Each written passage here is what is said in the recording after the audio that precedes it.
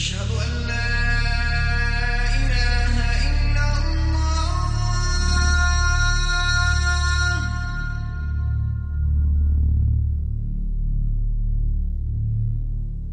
أشهد أن لا إله إلا الله. Okay, I want to go back to Jason Carroll. Also, Jason, if you can still hear me, what is your location? Where in Ferguson are you? أشهد أن Well, I'm the same street that you've got the Ferguson Police Department on. I'm just further down from where Don was, simply because the crowd broke off after the announcement was made. Shortly after the announcement was made, started heading down the street. You can see right over here, we're just going to remain from a safe distance from where this police car here that they've abandoned, that they started throwing rocks at, started punching out the windows, again putting lighter fluid on the police car that you see here. After the announcement was made, Anderson, here's what happened.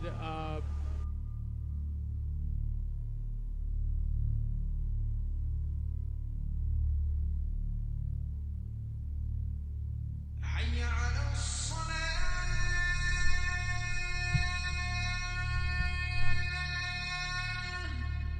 I only have one real question for you tonight.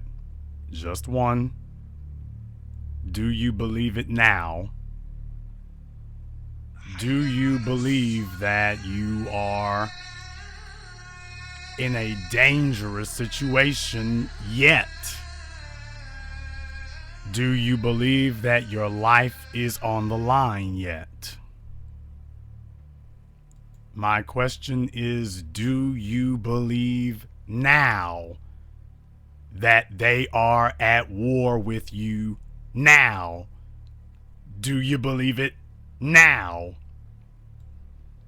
I don't care if you think that Mike Brown was innocent or if you think that he was guilty, but the fact that you would even use those words in relation to the victim tells you more about yourself than it does anything else.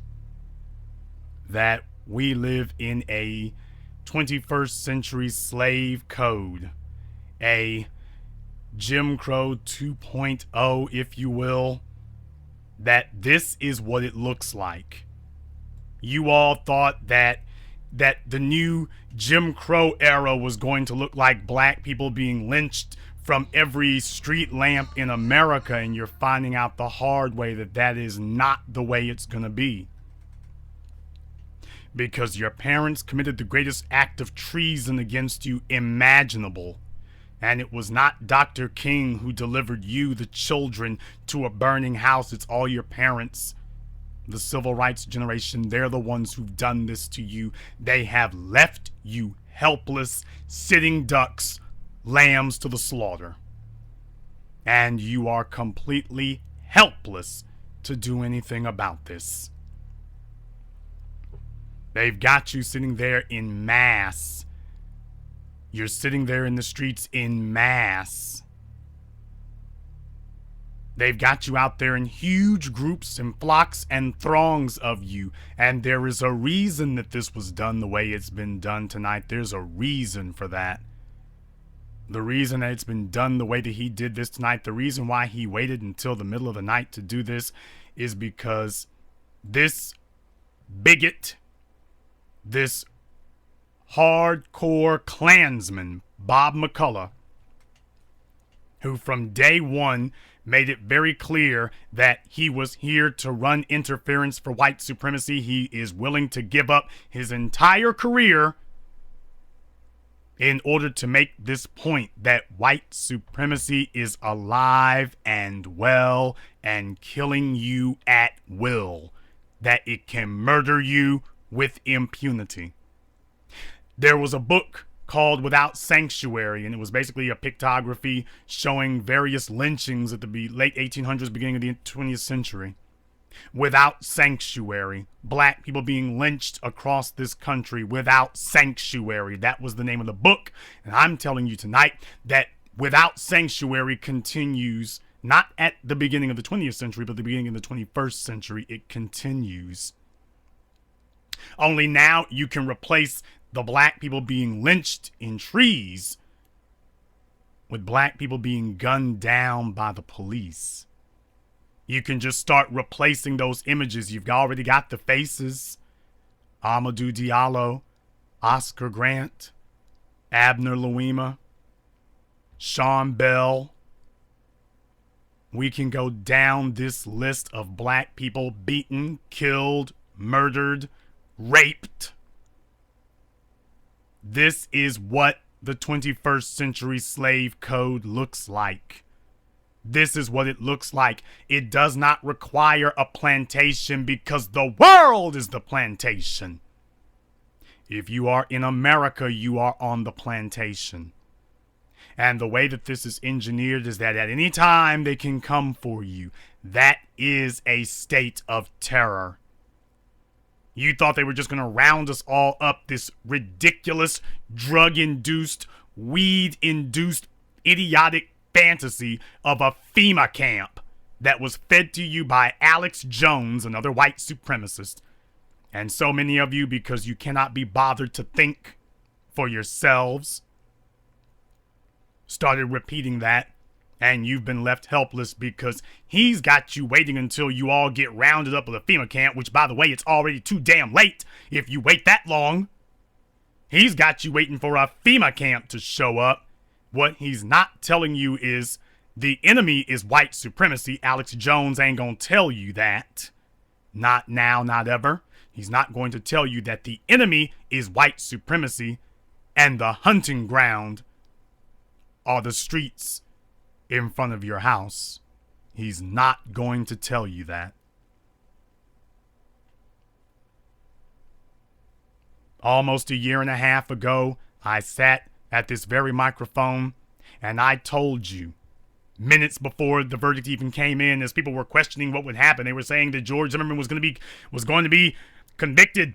George Zimmerman is going to be convicted. The evidence is very clear. He's even admitted to it. He's going to be convicted. And I simply told you all that if you think George Zimmerman is going to be convicted, then you haven't been paying attention to the last 500 years of American history. And tonight, before this verdict was announced, I told you again that if you thought that Darren Wilson was going to be indicted, you haven't been paying attention to the last 500 years of American history. You have been paying zero attention to it. Now, what I fully expect is your civil rights leaders, that civil rights generation that has been bought and paid for by white supremacy, that your own parents are the flunkies and the lackeys of white supremacy, and it is your parents' jobs to hand you over to the slaughter, so that just like they were beaten and cowed into submission, they are now here to make sure that those of you who have the fire of youth and have not had your dignity and self-respect beaten out of you, your parents are here now to help aid the white supremacist state in beating it out of you now. And that, just like the plantations, when you see enough of you who are killed with impunity, you will simply just accept that there's nothing you can do about it, and this is just the way things are. So I might as well just fall in line. And it is your parents that have not armed or equipped you with power, wealth, and influence to be able to fight the Bob McCulloughs.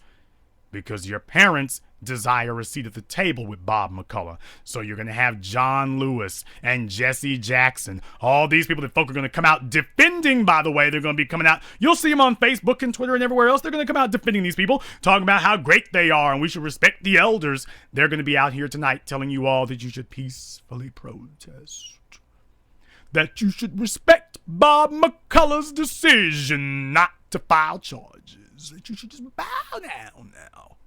Barack Obama, the whore of white supremacy currently residing in the White House, is going to come out and he's going to tell you all what his masters, and there's not a single black person that Barack Obama answers to, is this thing on. There is not a single black person that Barack, biracial Hussein Obama answers to. Not a single one. There is nobody black who can pull rank on Barack Obama. There's nobody black who can pull rank on Hillary Clinton. The people who you are looking for to do something, there's nobody black who can pull rank on them.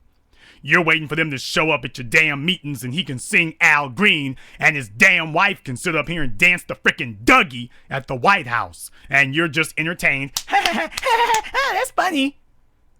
Tell me how damn funny them dancing a jig and singing a song is tonight. Tell me how damn funny that is. I want to know how much patience and how much tolerance you've got for somebody telling you he's the president of all the people, including the white supremacists who gunned down our children. He's got to represent them too, you know. He can't act like he's partial. He got to represent us too. He got to represent the white supremacists too. Now he can't sit up here and just, no, he got to represent the white supremacists too. You can't sit up here and just, you can't expect him to just be for us. He got to represent them white supremacists now. What you mean he can't be partial? He can't be partial. This is the only place that told you years ago what was happening, and it is an extremely bitter pill to swallow.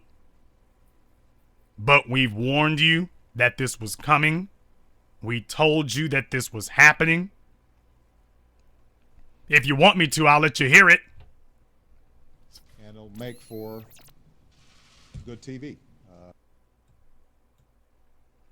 There, Obama is pretending to actually speak for somebody. What we want to do is to make sure that we're also focusing on those who can offer the kind of real progress. He won't even say the word black. Real progress. Bob McCullough said the same thing. We need to make progress. We need to try to benefit from this. And here comes Obama repeating the words of the white supremacist prosecutor. Isn't that amazing that he comes out repeating Bob McCullough's words to you? I don't even want to hear it. I'm not even going to play it. As a matter of fact, let me turn that off. I don't want to hear what he has to say because he doesn't represent me. I don't want to hear what he has to say because you all are sitting here with him talking to you, not me. Because Barack Obama is on the side of the bad guys. He's on the side of the white supremacists. He never met a cop who did something bad to a black person that didn't make him smile. Don't believe me? Ask Skip Gates. You had one white police officer who was able to slap his thigh and Barack Obama came to heel. Got down begging and panting and cowering. One white police officer was able to do that.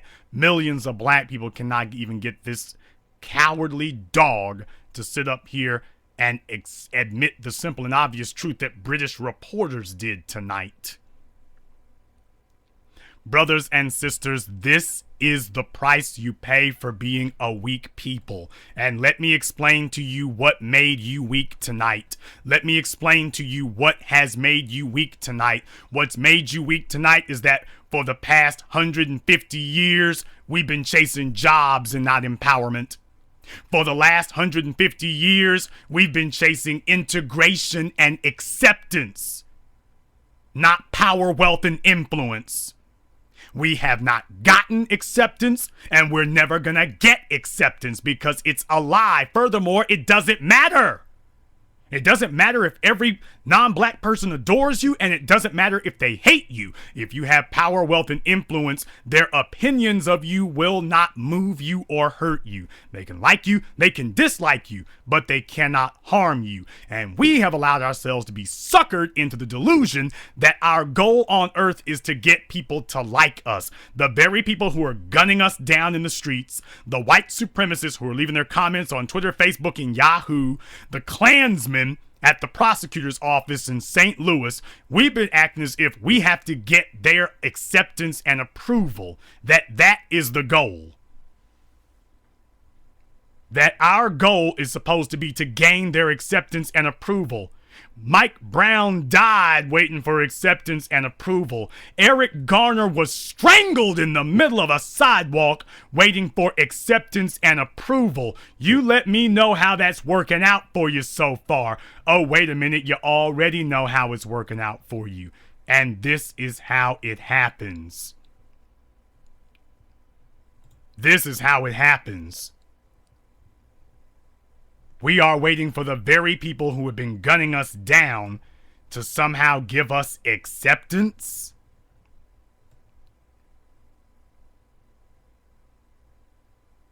We're not looking for empowerment.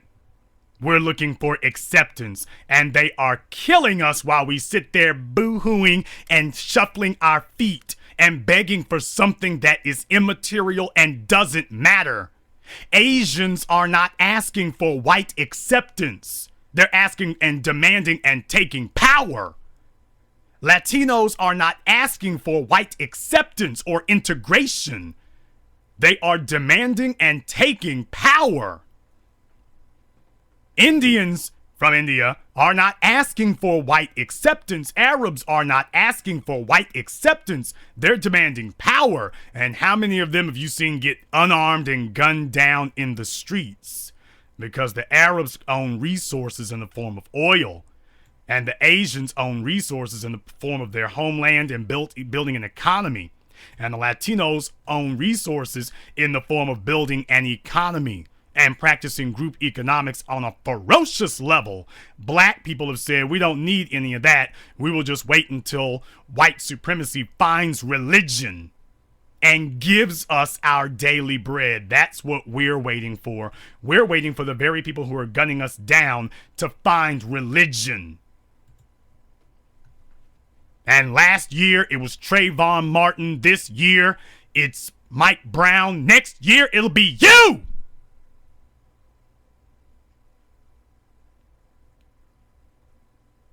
Next time, it'll be you.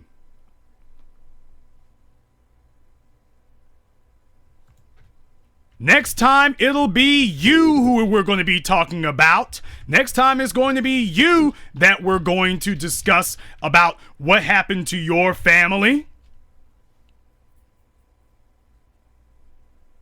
Next time, it'll be you.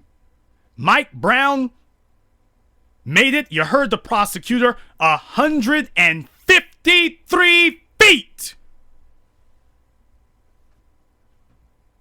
from Darren Wilson's Deathmobile. 153 feet.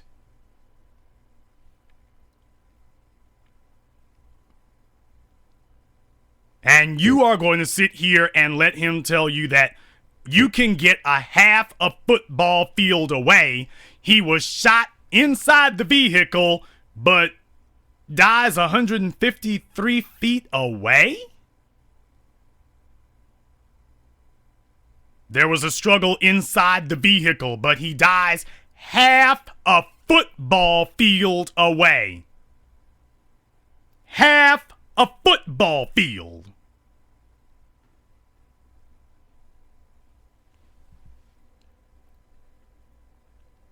And right now, tonight, it is useless and it is pointless. You will have people in the streets. You will have people in the streets upset because this is what the prosecuting attorney has engineered. He held this in the middle of the night because when you heard those people asking him questions, it was only 2 British reporters who actually asked him, why in the world were you covering for Darren Wilson? Why were you rigging this jury process for Darren Wilson? He had no answers for them.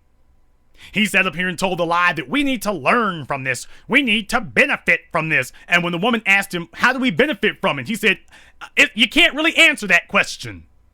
So what that tells you is that he's a white supremacist. He came out with a few throwaway lines and hoped nobody would actually ask a question. And when they did, it all fell apart. It all fell apart. We are sitting here in situations where you got folk using the same violation of the laws of physics accusations that they've been using against us for hundreds of years. He was a black man, but he shot himself in the back 5 times. He was in the police car, but he shot himself in the back of the head while he was handcuffed. We don't know how the gun got in the car. He was black, but he lynched himself even though he only had one arm. Yeah, every time we turn around, if you're a black male, you will just find a way to kill yourself. You'll find a way, even if it violates every law of physics there possibly is. You would have to be Harry Houdini's mentor to be able to pull some of these things off. And now, we got it again. With Trayvon Martin, it was 50 feet away from George Zimmerman's vehicle. Darren Wilson wanted to show you all that he could top that. Hey, watch me kill this nigger at 153 feet. Watch me pull this one off. And that's the way it happened. And I want you to go to your parents tonight.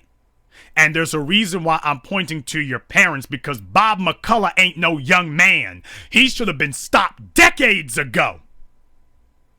Mark Amara ain't no young man, the defense attorney for George the Butcher Zimmerman.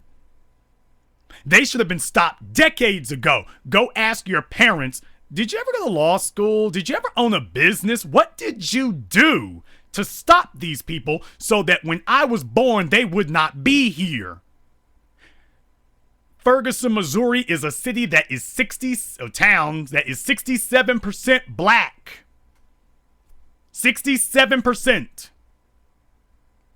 A city of 20,000 people, about 14,000 of which are black. And yet, only one person in Ferguson city government is black in a city that is 67% black. That is the cost of integration. That is the price of integration. That you must give a token sacrifice of your very own children and your very own lives. Your parents will cuss you out and run you out the damn room if they hear you talking like me tonight. They will curse you out and say, how dare you say I should have built something with my life? How dare you say I should have been taking on white supremacy? I didn't have to do a damn thing. They were too big, too tough, too strong, too rich. I couldn't do nothing. There's always an excuse why they couldn't do anything, and there always will be, and you will now bear the price for that. You are now going to suffer that, because the police ain't gunning down the civil rights generation. They're not messing with them. They're coming after you, the young, the children, because the civil rights generation has already been beaten in submission. Those cowardly dogs ain't going to get up and blow an ice cream cone for you. They didn't do anything for themselves. And that is what has emboldened the George Zimmermans, the Michael Dunns, the Darren Wilsons, the Daniel Pantalios, the Johannes Meserlis. They have been emboldened because your parents never got up and did anything. When Malcolm X was walking the streets, most of your parents, listen, if you're hearing me right now, I'm talking about your mammy and your daddy. We're sitting up there saying, damn, Malcolm X, he's making trouble. Your parents were the ones who said Malcolm X was making trouble. Huey Newton is a troublemaker. And once history showed that they were on the right side of history, all of a sudden your parents now want to sit up here and act like something different happened, that they were on the team. No, they were not. They never were. They never were. And that is what has emboldened white supremacy today, because they tested your great-grandfathers and your grandfathers and your fathers, and they found them weak. They found that they won't do anything. For the black males, all it took to buy them off was a football contract and sexual access to non-black women. That was all it took to buy them off. After that, the revolution was over. And they're looking at the rest of y'all saying, what the hell are you mad about? You got a football and a chance to go date whoever you want to. Ain't that enough? You got a cell phone. Ain't that enough? and all it's taken to buy off black women is a welfare check and a middle management job at some second-rate corporation. Make them the vice president of human resources. Revolution's over. Throw down a Section 8 voucher. Revolution's over. What I got to revolt over? I got my Section 8 in one hand, and I'm in charge of human resources in the other. What I got to be upset about? You walk into most courtrooms in America, and you'll notice that most of the court staff is going to be black females. What do you mean me challenge the system? I work for the system!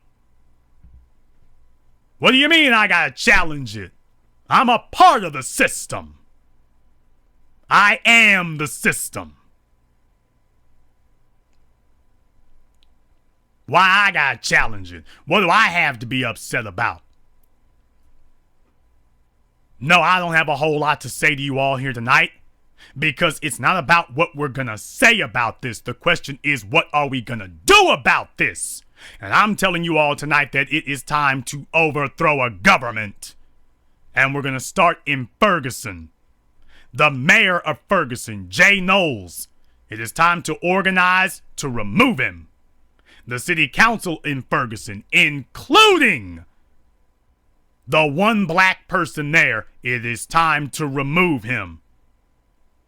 The prosecutor, Bob McCullough, clearly tonight, he is a confirmed white supremacist. It is time to remove him. Now the problem is you don't have resources and you're not organized. Because it doesn't even matter. Even if you wanted to rise up militarily, it's not going to work. You don't have enough resources for it. You got to have some power, wealth, and influence. Even if you wanted to have some type of uprising, you still need power, wealth, and influence and resources to do it. So anybody talking about doing anything without discussing how much money we got is a fraud and a liar. It is time for we as black people to make priority number one, and the only thing that matters in the 21st century is business ownership, economics, power, wealth, and influence, and time for us to get together and pool our resources. If you've got one black business in Ferguson, it is time for every black person to make that the meeting place. And to say, what do we got to do to take over this whole damn block? Because you may have superior numbers population-wise in Ferguson, but economically, you are non-existent. And you aren't going to overthrow or stop anybody until you are the economic majority.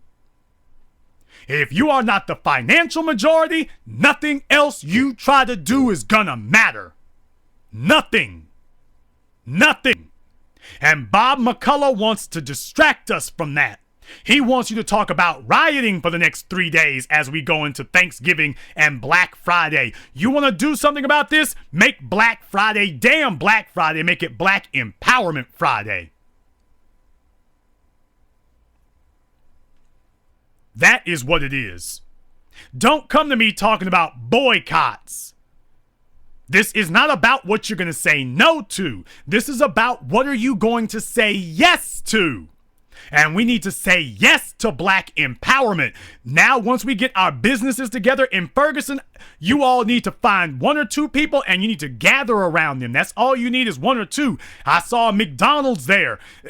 Well, they were in St. Louis County, but I think they got one in Ferguson too. They got one every damn where else. Black folk in Ferguson, you need to get together with 3 or 4 people and start 3 or 4 businesses and build from there. And everybody who's not on board with that gotta go, because you can't stop the police, you can't stop the courts, you can't stop a runaway cream puff if you don't have any money. And these people will sit here and rah-rah and chant you on and cheer you on and cheerlead you on and egg you on and do everything in the world to get you to not build anything economically. You can have your business game together in 6 solid months. That's all it'll take. And from there, you can start choosing which public officials you're going to get rid of. We can put Bob McCullough in jail for the rest of his life for malfeasance. But that's not gonna happen until some of us get some money together. So in Ferguson, I hope this is your damn wake-up call. I'm sitting up here watching on the news, and every Negro out there in that in that crowd has got a cell phone. Everybody's got a cell phone, and they're big screen cell phones too, as a matter of fact. They weren't even small ones. They're all smartphones. Everybody's got a big screen cell phone. But who the hell owns the cell phone store that you bought it at?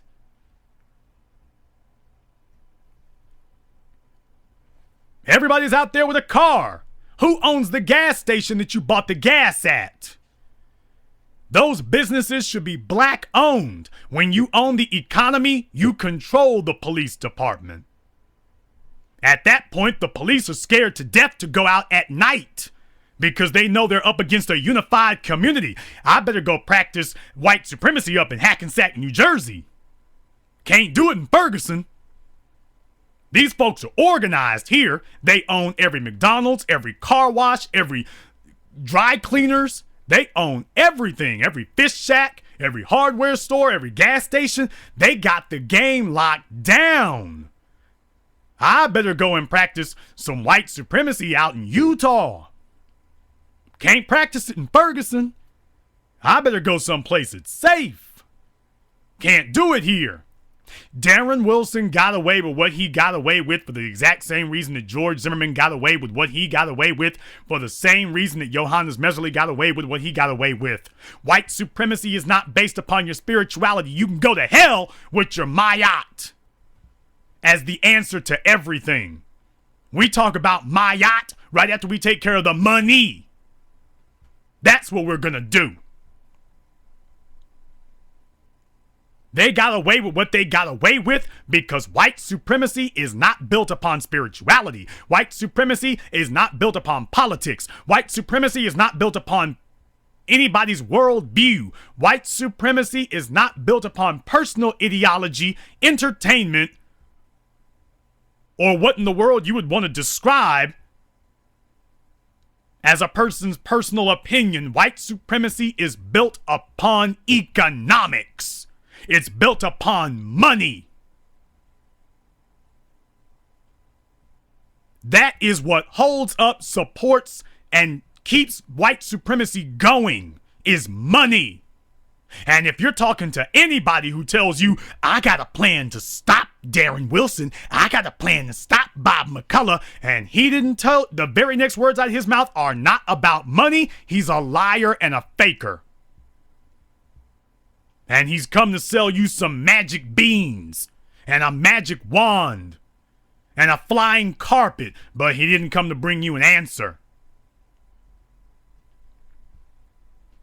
If you aren't talking about us solidifying our economics in Ferguson, in Oakland, in Dallas, in New Orleans, in Staten Island, Long Island, Harlem, and beyond, if you're not talking about the money and building a black economy, you can forget stopping police, prosecutors, or George Zimmerman, or any random white supremacist who wants to run up and do something to you. Because at the end of the day, even if we had 1 million black people in Ferguson and 1 million black people armed, you still couldn't even take them on militarily. You don't have the resources to do it. You couldn't even do that. So if you want to take them down, it starts with building an economy. It starts and ends with what do you own, what do you control, and what are you passing down. If you are a black person within the sound of my voice anywhere on planet Earth, make a vow to yourself tonight that starting right now, you are not going to talk to, you are not going to listen to, you are not going to converse, you are not going to hold a conversation with, you aren't even going to look at another person who is not interested in discussing power, wealth, and influence by way of entrepreneurship and business ownership. If you're talking to somebody who wants to talk about football, kick their ass out the room. If you're talking to somebody who wants to talk about relationships, kick their ass out the room. If you're talking to somebody who wants to talk about spirituality, kick their ass out the room twice. Don't you make a vow tonight that you will not waste your time talking to anybody who is not talking about black economics. What do we own?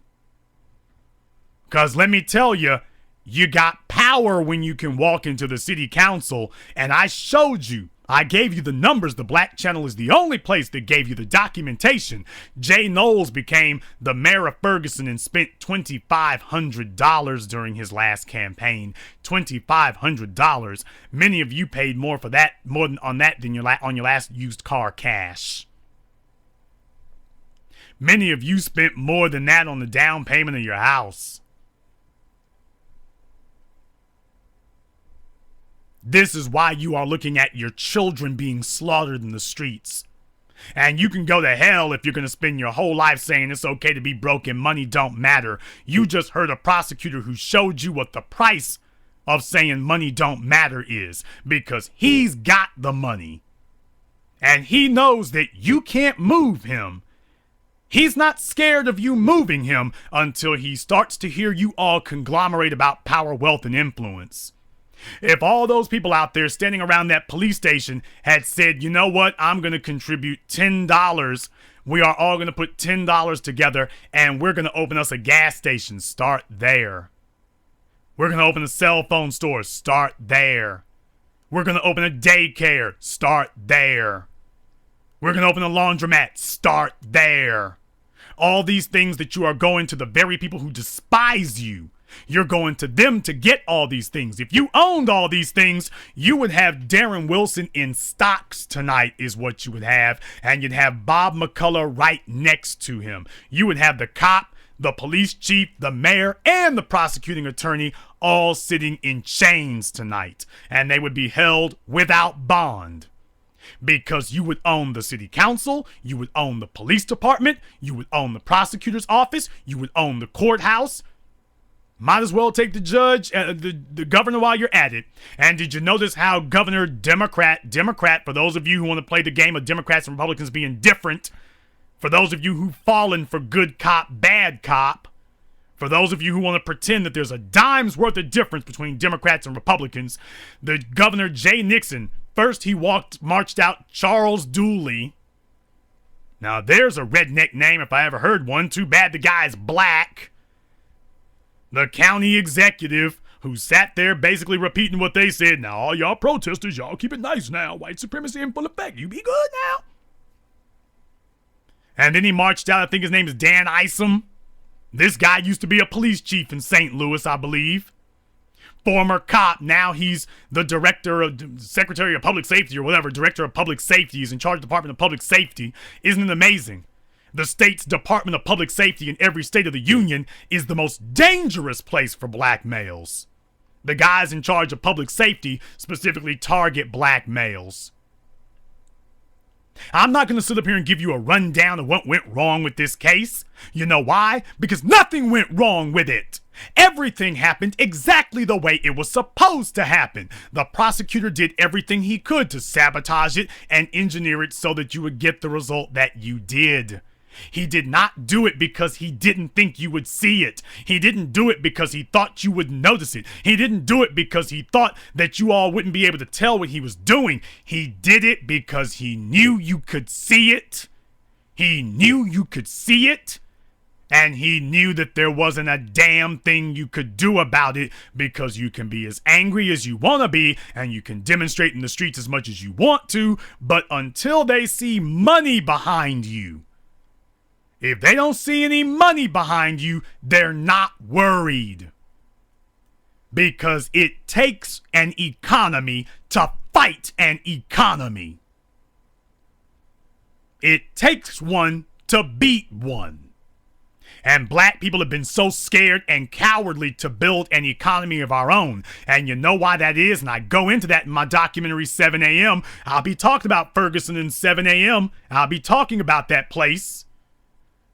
And black people have refused to build an economy since the Black Wall Streets. And the reason why is because black people have become cowardly, because black people figure that if we build an economy, we know that the only thing that frightens white supremacy is the idea that we could challenge their economy.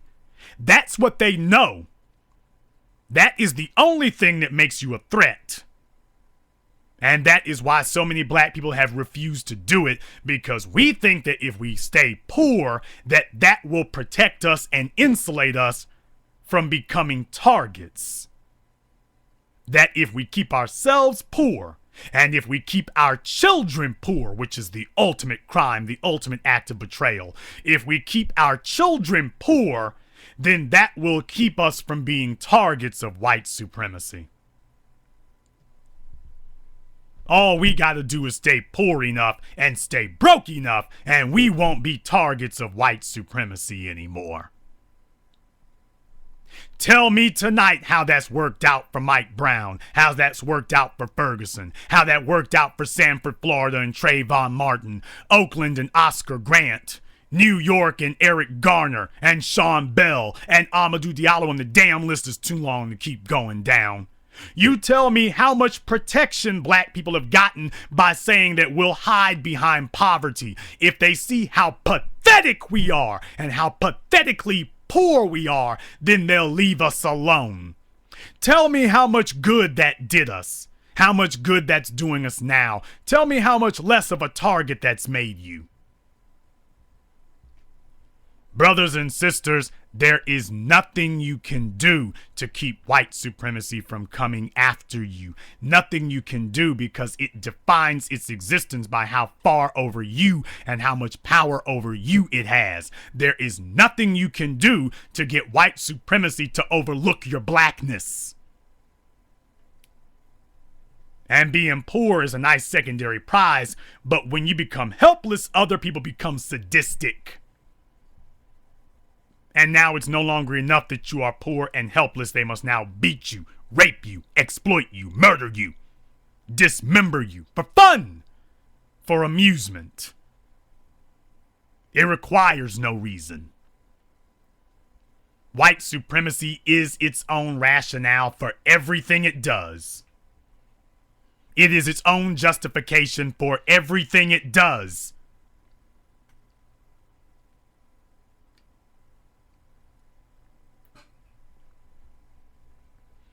Maybe now you'll wake up tonight. No, I doubt it. Because I warned you all after Trayvon that we'll be back here again. Well, we're back here again. Probable cause. You can get a grand jury to indict a ham sandwich. Stop and frisk is built on probable cause. Black male walking down the street. He looks suspicious. Darren Wilson damn sure looks suspicious here, but they told you, probable cause doesn't apply when they're white and police officers. Probable cause doesn't apply. Next. And I'm telling you that you can't fight a demon like that. You can't fight a monster like that unless you've got an economy of your own. Darren Wilson is not being protected by a court system. He's being protected by a phalanx of an economic structure, a state economic structure, a local economic structure, and a national white supremacist economic structure that will ensure him that he has the basic necessities of life. Hell, he just sat here and got married. They're talking about the man's hiding and stuff. He was good enough to get down to the damn courthouse and get married. Hasn't hurt his love life. Obviously, this hasn't hurt his love life. He is not being protected by a prosecutor. He's being protected by an economy. Racism has always been an economic issue, not a social issue. It doesn't matter a damn if people like you or not because you're black. They cannot victimize you if they do not have an economy with which to do it. Every black person in Ferguson, you need to get together with 5 other black people and you need to say it is time for us to build an economic splinter cell. Okay, I know I shouldn't be using that type of terminology, but it is time for you to build an economic cell. An economic, I don't even want to say sleeper cell. You need to be an active cell. And we're going to get the 6 of us together and we are going to pool our resources. We are going to pool our resources, just the 6 of us.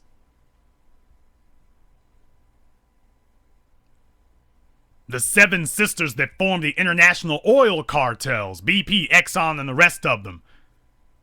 They were formed by 6 men in a room. Every major movement of the last 200, 300, 500 years was formed by 3 or 4 men in a room. It doesn't take masses of people. Masses of people follow the organized efforts of a few. Masses of people follow the successful efforts of a few. And when a few of you show that you can stand up to white supremacy and meet it toe to toe and win, then the people will gather around you. But that doesn't happen until you do it. So to everybody listening here tonight, what do you own? What do you control? What are you passing down? I would much rather see you all get out of the streets and just go back to your houses and say, now this is the way they gonna play the game with us. What are we going to buy to fight them with?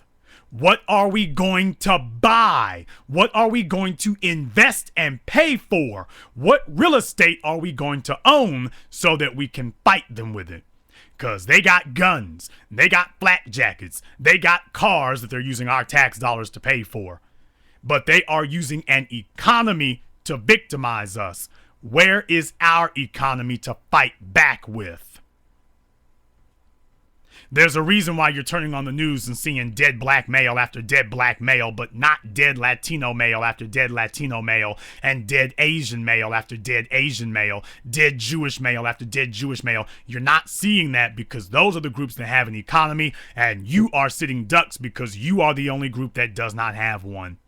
So any sadistic white supremacist who wants to go off and get their jollies by oppressing you, killing you, murdering you, raping you, it's just the thing to do because they know you're helpless because they've got an economy and you don't. So I want to know tonight, what are you going to do to build an economy? Who are the 4 or 5 people that you're going to get together with and say, damn what all these other folks standing around in the streets taking selfies of themselves in Ferguson are doing? What are the 5 of us going to do to build an economy so we can fight back? What are we going to do?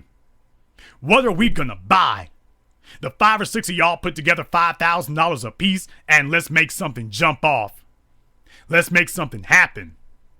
And once your active cell is up and going, once your economic cell is up and going, you get 5 or 6 economic cells like that and you've got the revolution you were talking about.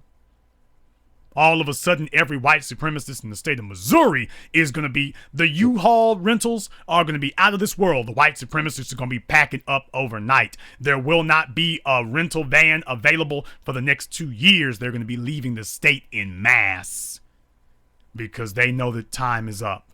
They know it's open season. The reason that Mike Brown, Trayvon Martin, Jordan Russell Davis, and all the rest of them are dead is because all of our enemies are an organized offense against a disorganized opposing team. I can't even call us a defense. They know that you have no economy. Therefore, you don't have any advertisers. You have no media access because you have no money. You don't have a way of punishing Fox, CNN, or MSNBC for speaking against you because you have no economy. You have no national media, which means you have no national communication system. We are not even able to communicate with each other on the national level to get each other on the same page so we can at least even say this is what the issue is. That's why you need a national media, so you can have a national communication system, a way to communicate with your people nationally, and we don't even have that. No wonder it's so easy for them to poison every conversation that we have because they've got an organized media structure and all we've got is a Twitter account. It is enough of that. Everybody who wants to coon and buffoon and stay on the plantation, you keep standing out there in the streets with your cell phone taking selfies. Everybody who is serious about dealing with Bob McCullough permanently, about dealing with the Ferguson City Council permanently, and who is serious about dealing with police brutality permanently, you get together with 4 or 5 other black folk wherever you are in America, not just Ferguson, but anywhere you are, not just in America, but on planet Earth as black people. You get together with 4 or 5 other black folk and start building now. Don't ask me what to build. You already know. Go take a look at your debit account. Take a look at your bank account. Take a look at the last 5 purchases you made. If you did not make all 5 of those purchases with a black merchant, that's where you need to start. And get 4 or 5 other black folk who see it the same way. Because this year it was Mike Brown. The year before that it was Trayvon Martin. Next year it'll be you or your child. But this message only applies to the people who seriously believe that. It's the 21st century. Jim Crow is back. The 21st century slave code is in full effect now. And you might not have believed it before, but you're a believer now. And if you're not, that's okay. That just means you're cowering too. But there's no safe place anymore. Brothers and sisters from around the world, you will build. You will build businesses. You will unite economically, because I may not agree with somebody the way that I might not agree with your dating habits. I might not agree with your television viewing habits. I might not agree with a lot of things, but you and I can both agree that a big bank account is good for all of us. We should be able to agree on that. And if you are talking to somebody who cannot appreciate the difference between poverty and prosperity, if you're dealing with somebody who says that poverty and prosperity are both equally acceptable in their eyes, get the hell up and move away from them. Because that person is leaving you a sitting duck for white supremacy, and you have done it to yourself if you sit there. Now, you got a choice tonight, brothers and sisters from around the world. You will build or you will die. You will prosper or you will perish. You will make money for yourselves or you will make graves for yourselves.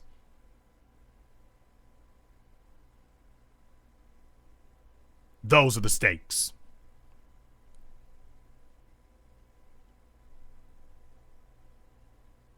This concludes tonight's broadcast of the BlackChannel.net radio. I am your host, the Black Authority. And until next time, brothers and sisters from around the world, you better build something you own or there won't be a next time for you.